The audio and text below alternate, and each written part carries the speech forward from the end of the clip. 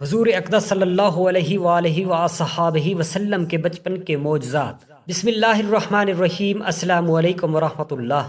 حیات انسانی کا وجود شرک بت و پرستی سے پارا پارا ہو چکا تھا۔ روح انسانی بلکہ روح کائنات ہی مضطرب و پریشان تھی۔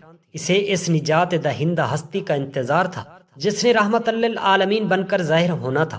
وہ عظیم ہستی جس کی منتظر حیات و زمانہ تھی، انسانیت کے لیے نہیں بلکہ تمام عوالم کے لیے رحمت تمام تھی اور خاتم النبیین تھی، اور اسے دنیا میں ایک عالمگیر، ہماگیر، حسین و منور اور مثالی و لاسانی انقلاب لانا تھا، اور حسین و منور مثالی معاشرے کی تشکیل و تعمیر کرنا تھی جس سے تمام بنی نوع انسان کو بالخصوص اب تک کے لیے مستفید ہونا تھا۔ آخر وہ سات سعید اور مبارک دن آ گیا جس کا زمانہ منتظر تھا۔ صحرائے عرب کی دوشیزہ، سرزمین بیت اللہ کے امین، مکہ معظمہ کا مقدس شہر، حضرت عبد المطلب کا گھر، واقعہ فیل کا پہلا سال ربیع الاول کی 12 تاریخ اور دوشنبہ پیر کی صبح سعادت تھی کہ صاحب جمال و جلال، نبی رحمت، پیغمبر اعظم، خاتم النبیین صلی اللہ تعالی علیہ وسلم کا ظہور ہوا۔ اس وقت ایران میں نوشیروان عادل حکومت کرتا تھا اور یمن میں حاتم طئی کی سخاوت کا شہر تھا۔ آپ صلی اللہ علیہ وسلم کا واقعہ فیل سے 40 دن بعد پیدا ہوئے۔ آپ صلی اللہ تعالی علیہ وسلم کی ولادت مکہ مکرمہ میں مقام سوق اللیل کے اس مکان میں ہوئی تھی جو حجاج بن یوسف کے بھائی محمد بن یوسف ثقفی کا مکان کہلاتا ہے۔ آپ کی ولادت والا حجرہ اس گھر کا ایک جزو بنا دیا گیا جسے ایک مدت کے بعد خلیفہ ہارون رشید کی والدہ خیزران نے مکان سے علیحدہ کر کے مسجد میں تبدیل کر دیا جس میں نماز پڑھی جانے لگی۔ عالم انسانی پر قیامت نما طویل و سیاہ رات چھائی ہوئی تھی اور وہ جرم و گناہ کی تاریکیوں میں ڈوبا ہوا تھا کہ رشد و ہدایت کا آفتاب درخشاں طلوع ہوا اور انسان پر دنیاوی اور آخروی کامیابی راہ و منزل ہموار ہو گئی۔ اس طرح کاروان انسانیت نبی رحمت پیغمبر اعظم صلی اللہ تعالی علیہ وسلم کی قیادت و مطابعت میں ترقی و کامیابی کی راہ پر گامزن ہو گیا۔ اس اعتبار سے پر انسانیت کے مقدر کی رات اور ان گنت راتوں میں افضل و اعلیٰ رات تھی۔ حضور اقدس صلی اللہ تعالی علیہ وسلم ختنہ شدہ پیدا ہوئے۔ حضرت عبد المطلب نے آپ صلی اللہ علیہ وسلم کی ولادت مبارک کی نوید سنی تو انتہائی خوش ہوئے۔ آپ صلی اللہ علیہ وسلم کو دعا کے لیے خانہ کعبہ میں لے گئے۔ عقیقہ 7ویں دن کیا سنت ابراہیمی کے مطابق۔ سردار عبد المطلب نے مکہ مکرمہ کے ہر گھر سے ایک نظر کو عقیقہ کی دعوت کے لیے مدعو کیا۔ 1000 نفر شریک ہوئے۔ دودھ پلانے والیاں حضرت سیدہ آمنہ کے بعد صوبیہ نے کچھ روز دودھ پلایا۔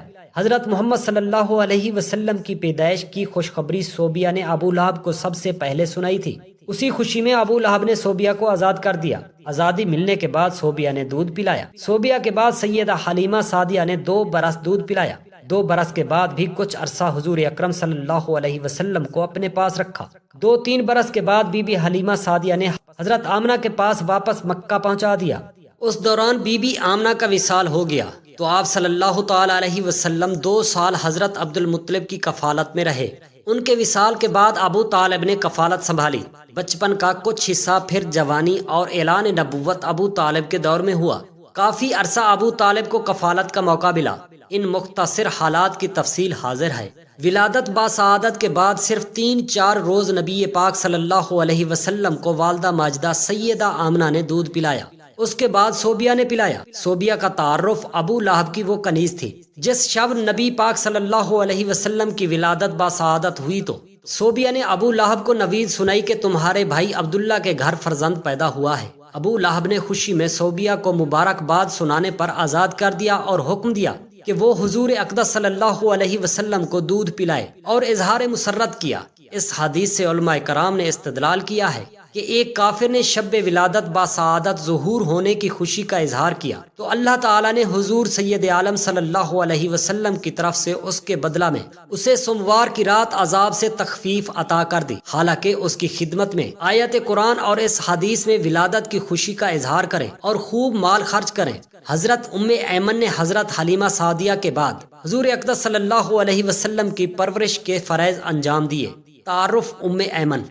آپ حضرت عبداللہ حضور نبی کریم صلی اللہ تعالی علیہ وسلم کے والد گرامی کی باندی تھی۔ حضور اقدس صلی اللہ علیہ وسلم کو والد کی میراث سے ملی تھی۔ حضرت ام ایمن فرماتی ہیں کہ میں نے کبھی حضور میں بھوک اور پیاس کی شکایت کرتے نہ دیکھا۔ اگر ایسا ہوتا کہ دوپہر کو کھانے کا کہا جاتا تو آپ فرماتے کہ مجھے کھانے کی رغبت نہیں، یہ وہی ایمن ہیں جنہوں نے رسول پاک صلی اللہ علیہ وسلم کا پیشاب مبارک نوش فرمایا تھا۔ یہی ایمن حضرت آمنہ کے وصال کے وقت ابوا میں ساتھ تھیں۔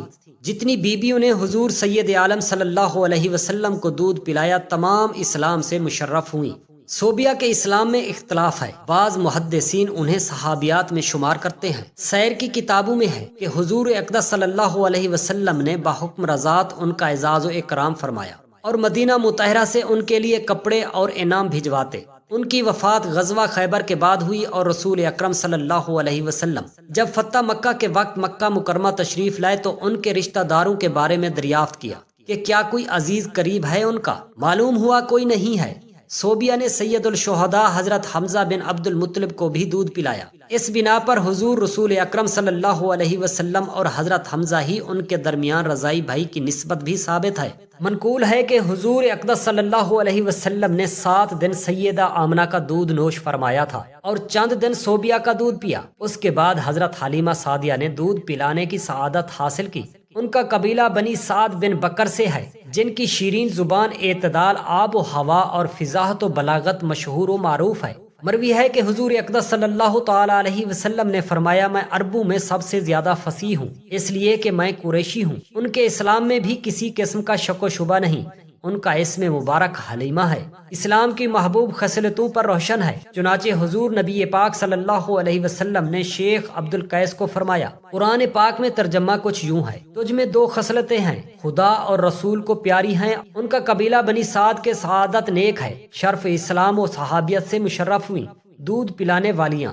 بلکہ حضور نبی پاک صلی اللہ علیہ وسلم کے صدقے ان کے شوہر اور بعض عزیز و اقارب کو بھی دولت ایمان اسلام نصیب ہوئی۔ حلیمہ کے شوہر حضرت حارث سعدی بھی شرف اسلام و صحبت مبارک سے مشرف ہوئے۔ حضور اقدس صلی اللہ علیہ وسلم کی قدم بوسی کو حاضر ہوئے تھے۔ راہ میں اہل قریش نے کہا، اے حارث، تم اپنے بیٹے کی تو سنو، وہ کہتے ہیں کہ مردے زندہ ہوں گے اور اللہ نے 2 گھر جنت و نار بنا رکھے ہیں۔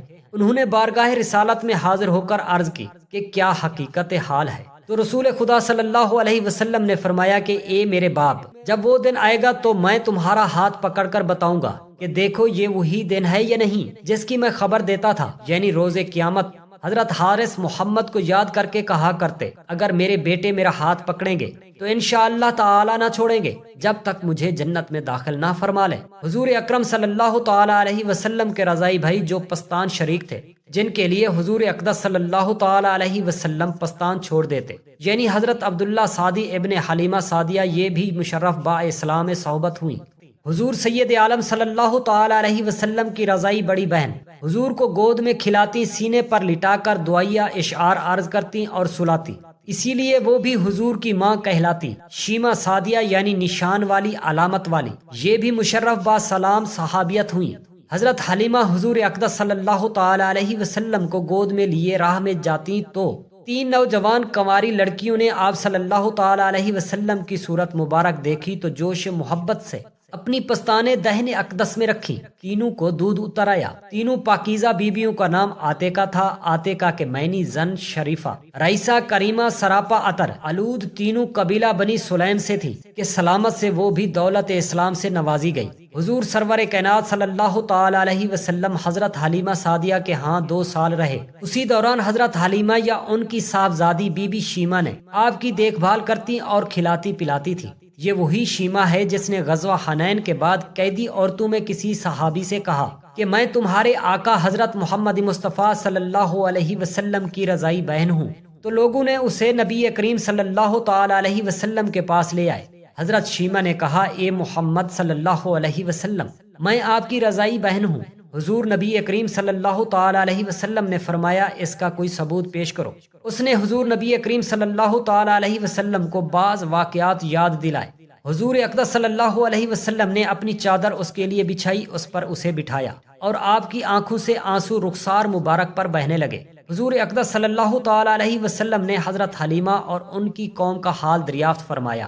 اس نے کہا، وہ دنیا سے رخصت ہو گئی ہیں۔ بعد ازاں آپ نے شیمہ سے فرمایا کہ اگر چاہو تو ہمارے پاس رہو اور معزز و مکرم رہو، اگر چاہو تو انعام و اکرام دے کر تمہیں گھر واپس کر دیا جائے۔ اس نے گھر جانے کو کہا تو آپ صلی اللہ تعالی علیہ وسلم نے اسے ایک باندھی 3 غلام اور بکریاں دے کر رخصت فرمایا۔ حضرت شیما زیور ایمان سے آراستہ ہو کر اپنے گھر لوٹی۔ حضرت حلیمہ حضور اقدس صلی اللہ تعالی علیہ وسلم کو مکہ مکرمہ لے آئیں، لیکن اس کا جی چاہتا تھا کہ کچھ عرصہ مزید حضور اقدس صلی اللہ تعالی علیہ وسلم اس کے پاس رونق افروز رہیں۔ حضرت آمنہ سے عرض کی چونکہ مکہ مکرمہ میں وبا پھیلی ہوئی ہے، اس لیے میں آپ صلی اللہ تعالی علیہ وسلم کو اپنے قبیلے میں لے جانا چاہتی ہوں۔ سیدہ آمنہ اس پر راضی ہو گئی۔ حضرت حلیمہ سعدیہ حضور اقدس صلی اللہ علیہ وسلم کو دوبارہ اپنے قبیلہ بنی سعد میں لے آئیں۔ اس مرتبہ 2 یا 3 سال مزید آپ صلی اللہ علیہ وسلم اس جگہ رونق رہے۔ روایت میں ہے کہ آپ کی دوسری بار قبیلہ حوازن میں لائے گئے تو آپ کا واقعہ پیش آیا۔ واقعہ سے متعلق ابن ہشام سے نقل کیا جاتا ہے، حضرت حلیمہ نے فرمایا اللہ کی قسم، آپ صلی اللہ علیہ وسلم کو دوبارہ ساتھ لے کر آئی تو چند ماہ بعد ایک واقعہ رونما ہوا۔ آپ صلی اللہ علیہ وسلم نے اپنے رضائی بھائی کے ساتھ بکریوں کے بچوں کے ریوڑ میں ہمارے گھر کے عقب میں تھے کہ آپ صلی اللہ علیہ وسلم کا بھائی ہانپتا کانپتا ہمارے پاس آیا اور کہنے لگا مراد جو قریشی بھائی ہے، اسے 2 شخصوں نے جو سفید کپڑے پہنے ہوئے ہیں پکڑ لیا اور لٹا کر اس کا پیٹ چاک کر ڈالا اور اسے مار رہے ہیں۔ یہ سنتے ہی میں اور آپ کے رضائی والد آپ کی طرف دوڑے اور دیکھا کہ آپ کے چہرے کا رنگ سخت تھا۔ ہم نے آپ صلی اللہ علیہ وسلم کو گلے لگا لیا اور پوچھا ہمارے بیٹے کیا ہوا تھا؟ آپ صلی اللہ تعالی علیہ وسلم نے فرمایا میرے پاس 2 شخص آئے تھے، وہ سفید کپڑوں میں ملبوس تھے، انہوں نے مجھے لٹا کر میرا سینہ چاک کیا اور کوئی چیز نکالی جو میں نہیں جانتا کہ کیا تھی۔ پھر ہم آپ صلی اللہ علیہ وسلم کو لے کر اپنے ڈیرے کو لوٹے تو رسول خدا صلی اللہ علیہ وسلم نے فرمایا میں اپنے باپ ابراہیم علیہ السلام کی دعا اور عیسیٰ علیہ قیام کی بشارت ہوں۔ جب میں اپنی ماں کے بطن سے آیا تو انہوں نے دیکھا کہ ان کے اندر سے ایک نور نکلا جس سے شام کے محل ان پر منکشف ہو گئے۔ بنی سعد بن بکر کے قبیلے میں دودھ پی کر میں نے پرورش پائی۔ میں اپنے گھروں کے پیچھے اپنے بھائی کے ساتھ تھا اور ہم بکریوں کے بچے چرا رہے تھے کہ سفید کپڑوں میں ملبوس 2 شخص برف سے بھرا سونے کا ایک تاشت لے کر میرے پاس آئے۔ انہوں نے مجھے پکڑا اور میرا سینہ چاک کیا، میرا قلب نکالا اور اسے بھی چاک کیا، اس میں سے ایک کالے گوشت کا ٹکڑا نکال کر پھینک دیا۔ پھر انہوں نے میرا دل اور سینہ اس برف سے یہاں تک دھویا کہ اسے پاک و صاف کر دیا۔ پھر ان میں سے ایک نے اپنے ساتھی سے کہا انہیں ان کی امت کے 10 آدمی کے مقابل تولو۔ جب مجھے ان کے مقابل تولا تو میں وزن میں ان سے بڑھ گیا۔ پھر اس نے کہا ان کی امت کے 1000 افراد کے مقابل تولو۔ اس نے مجھے اس کے مقابل وزن کیا تو میں پھر بڑھ گیا۔ تو یہ دیکھ کر اس نے کہا انہیں چھوڑ دو، اللہ کی قسم اگر تم انہیں ان کی ساری امت سے تولو گے تو بھی ان کا وزن بھاری ہوگا۔ چنانچہ حضرت حلیمہ سعدیہ فرماتی ہیں کہ جب یہ قضیہ پیش آیا تو میرے شوہر اور دوسرے لوگوں نے مشورہ دیا اس سے پہلے کہ آپ کو کوئی گزند پہنچے بہتر یہی ہے کہ حضور اقدس صلی اللہ تعالی علیہ وسلم کو ان کے والدہ ماجدہ کے سپرد کر دینا چاہیے۔ حضرت حلیمہ سعدیہ بیان کرتی ہیں کہ اس کے بعد ہم حضور اقدس صلی اللہ تعالی علیہ وسلم کو لے کر مکہ مکرمہ کی طرف چل دیے۔ جب ہم مکہ کے قرب و جوار میں پہنچے تو میں حضور اکرم صلی اللہ تعالی علیہ وسلم کو ایک جگہ بٹھا کر قضائے حاجت کے لیے چلی گئی۔ جب واپس آئی تو حضور کو اس جگہ موجود نہ پایا۔ بہت تلاش و جستجو کی مگر کوئی نام و نشان نہ پایا۔ نا امید ہو کر سر پر ہاتھ مار کر محمد کہہ کر پکارنے لگے۔ اتنے میں ایک بوڑھا شخص لاٹھی ٹیکتا میرے پاس آیا۔ اس نے مجھ سے کہا اے سعدیہ کیا بات ہے، کیوں شور کرتی ہو؟ میں نے کہا کہ میں محمد بن عبد المطلب کو اپنے پاس رکھا تھا، اب میں انہیں لے کر ان کی والدہ ماجدہ اور دادا کے سپرد کرنے آئی تھی، لیکن وہ مجھ سے گم ہو گیا ہے۔ بوڑھے نے کہا رو نہیں اور غم نہ کھاؤ، میں تمہیں اس کی رہنمائی کرتا ہوں جہاں وہ ہوں گے، اگر اس نے چاہا تو ممکن ہے کہ ہمیں ان تک پہنچا دے۔ میں نے کہا میری جان تم پر قربان، بتاؤ وہ کون ہے؟ بوڑھے نے کہا وہ بڑا بت ہے جس کا نام ہبل ہے، وہ بڑا مرتبہ والا ہے، وہ جانتا ہے کہ تمہارا فرزند کہاں ہے۔ میں نے کہا خرابی ہو تیری، کیا تو نہیں جانتا اور تو نے نہیں سنا کہ اس فرزند کی ولادت کی رات بتوں پر کیا گزری تھی؟ وہ سب ٹوٹ کر اوندھے گر پڑے تھے۔ بوڑھا زبردستی مجھے ہبل کے پاس لے گیا اور اس کا چکر لگوایا اور میرا مقصد اس نے بت کے سامنے بیان کیا تو ہبل سر کے بل گر پڑا اور دوسرے تمام بت اوندھے ہو کر گر پڑے۔ ان کے خول سے یہ آواز آئی اے بوڑھے ہمارے سامنے سے دور ہو جا اور اس فرزند جلیل کا ہمارے سامنے نام نہ لے، کیونکہ اس ذات مبارک کے ہاتھ سے ہماری ہلاکت، تمام بتوں کی تباہی اور تمام پجاریوں کی بربادی ہوگی۔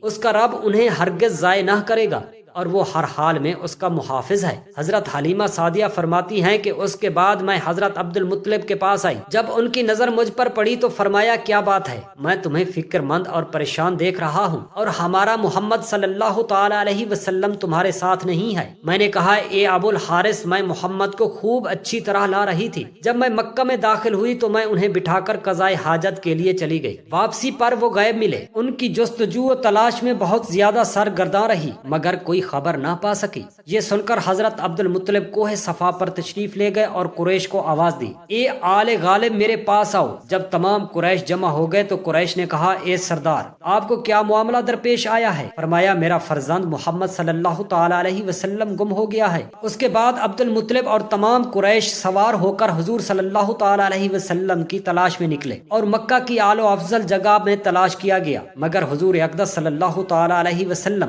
اور مکہ کی اعلی و افضل ہر جگہ میں تلاش کیا گیا مگر حضور اقدس صلی اللہ تعالی علیہ وسلم نہ ملے۔ اس کے بعد حضرت عبد المطلب مسجد حرام میں آئے اور خانہ کعبہ کا طواف کیا اور بارگاہ الہی میں مناجات کی۔ یہاں آپ نے ہاتف غیبی کی آواز سنی کہ اے لوگو غم نہ کھاؤ کیونکہ محمد صلی اللہ علیہ وسلم کا خدا محافظ ہے، وہ آپ کو اپنی حفاظت سے کبھی دور نہ فرمائے گا۔ حضرت عبد المطلب نے کہا اے ہاتف غیبی، مجھے بتاؤ کہ محمد کہاں ہیں؟ اس نے کہا تہامہ کی وادی میں ایک درخت کے نیچے تشریف فرما ہے۔ حضرت عبد المطلب وادی تہامہ کے جانب چل دیے۔ راہ میں ورقہ بن نوفل ان کے ساتھ آئے، وہ بھی ان کے ہمراہ ہو لیے، یہاں تک کہ جب وادی تمامہ پہنچے تو دیکھا کہ حضور اقدس صلی اللہ تعالی علیہ وسلم کھجور کے درخت کے نیچے تشریف فرما ہیں اور اس کے پتے چن رہے ہیں۔ حضرت عبد المطلب نے پوچھا اے فرزند تم کون ہو؟ آپ نے فرمایا میں محمد بن عبداللہ بن عبد المطلب ہوں۔ حضرت عبد المطلب نے کہا میری جان تم پر قربان ہو، میں تمہارا دادا عبد المطلب ہوں۔ اس کے بعد انہوں نے حضور کو سواری پر اپنے آگے بٹھایا اور خوش ہو کر مکہ مکرمہ لے آئے اور بہت سا سونا اور بے شمار اونٹ صدقہ میں دیے اور حضرت حلیمہ سعدیہ کو قسم قسم کے انعام و اکرام سے مالا مال کیا۔ وہ اپنے قبیلہ کی جانب لوٹ گئی۔ محترم ناظرین، اگلا حصہ صبح کی ویڈیو میں نشر کیا جائے گا۔ آپ سے گزارش ہے آپ کے مقدس معجزات ضرور سماعت فرمائیں۔ شکریہ۔